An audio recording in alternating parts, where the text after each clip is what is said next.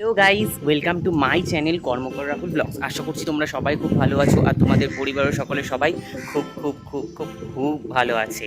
তো আজকে হচ্ছে মহালয়া। তো সবাইকে জানাই মহালয়ার প্রীতি, শুভেচ্ছা ও আন্তরিক অভিনন্দন।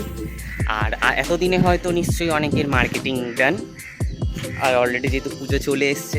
তো যাই হোক, তো আজকে যেহেতু মহালয়া, তো আজকে যাব মা কালীর মন্দিরের দর্শন করতে। তো জানি না কোন মন্দির যাব, কারণ সেটাও আমার কাছেও এখনও পর্যন্ত সারপ্রাইজ। তো সেটা দিদি জানে। তো দেখা যাক কোন মন্দিরে যাওয়া যায়। তো সেখানেই তোমাদেরকে নিয়ে যাবো, আর কী করবো কী কিনা সেটা সব তোমাদের সাথে শেয়ার করবো।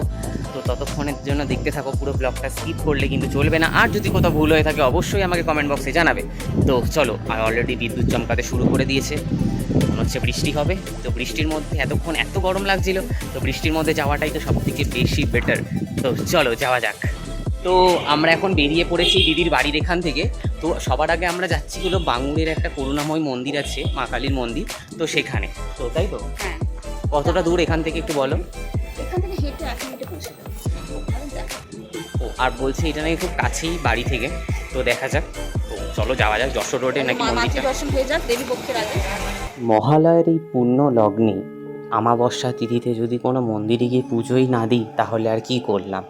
তাই জন্যই মহালয়ের দিন বিকেল বিকেল প্ল্যান করে নিলাম দিদির সাথে, চলে গেলাম মা করুণাময়ী মন্দিরের দর্শনে।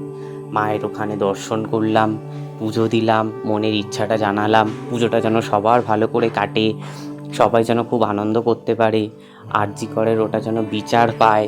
সব কিছু মিলিয়ে মিশিয়ে তারপর আমরা বেরিয়ে পড়লাম অন্য একটি জায়গার উদ্দেশ্যে। এখন মেট্রো করে যাব হলো সেন্ট্রাল, কোন মন্দির, ফিরিঙ্গি কালীবাড়ি। তারপর ওখান থেকে দেখা যাক কোথায় যাওয়া যায়। তো চলো, এখনো হয়নি, কোথায় যাই ওখানে দেখতেই পাবে। তো চলো ফিরিঙ্গি কালীবাড়ি। এখানে আসার জন্য সেন্ট্রাল মেট্রো স্টেশন থেকে উঠে 4 নম্বর গেট থেকে বেরিয়ে তোমরা একটুখানি হাঁটা পথেই পেয়ে যাবে এই ফিরিঙ্গি কালীবাড়ির মন্দির। অ্যান্টনি ফিরিঙ্গি বলে একটি পর্তুগিজ ছেলে, তিনি মায়ের স্বপ্নাদেশ পেয়েছিলেন, তাই তিনি এই মন্দিরটি প্রতিষ্ঠা করেন ফিরিঙ্গি কালীবাড়ি নামে।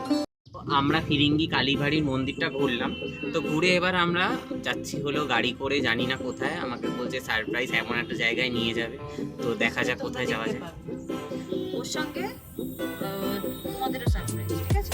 হ্যাঁ, তো যাই, এবার দেখা যাক। অলরেডি গাড়িতে উঠে পড়েছি, আর বাইরে বিশাল গরম আর মিছিলও হচ্ছিল। তো এবার যাওয়া যাক, তো দেখি কী হয়।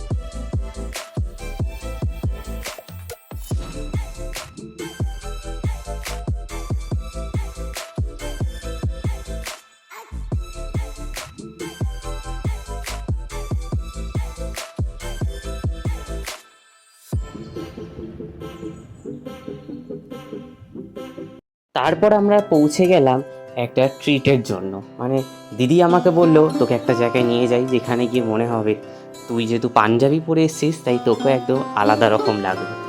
তাই জন্য চলে এলাম গোবিন্দাস বলে আরেকটি রেস্টুরেন্টে, যেটি গুরু সেবা নামক একটি জায়গায় অবস্থিত। আমিও কখনো যাইনি, মানে আমি প্রথমবার গেলাম, তাই আমিও ঠিক খুব একটা চিনি না। তো তোমাদের আমি ডিসক্রিপশান বক্সে তার অ্যাড্রেসটা দিয়ে দেবো, তো তোমরা সেখানে দেখে নিও। ফার্স্টে আমরা অর্ডার করলাম হলো মানচাও স্যুপ, তারপর হলো সেজওয়ান পনির অ্যান্ড মাঞ্চুরিয়ান রাইস। তো খাওয়া দাওয়া করে পেট পুজো করে এবার চললাম বাড়ির পথে। তো চলো, এখন আমরা বাড়িতে। তো ব্লগটা এখানেই এন্ড করছি। তো দেখতে থাকো তোমরা ততদিনের জন্য কর্মকর রাহুল ব্লগস, আর লাইক কমেন্ট শেয়ার অবশ্যই করো। তোমাদের সবাইকে পুজোর অগ্রিম অভিনন্দন। অভিনন্দন, তো শুভেচ্ছা জানাই, সবাই ভালো করে কাটিও। আর অলরেডি ঘুমিয়ে পড়ছে, তো চলো টাটা।